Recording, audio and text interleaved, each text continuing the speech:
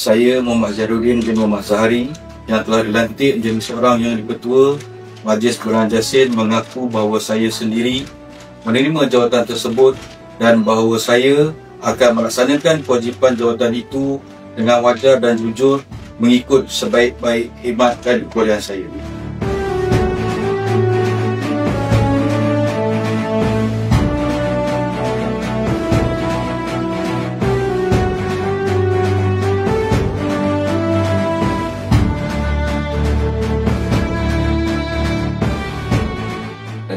Dan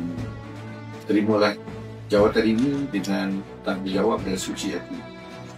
kerana ini adalah merupakan ketua Majlis Kebenaran Jasin yang ke-10.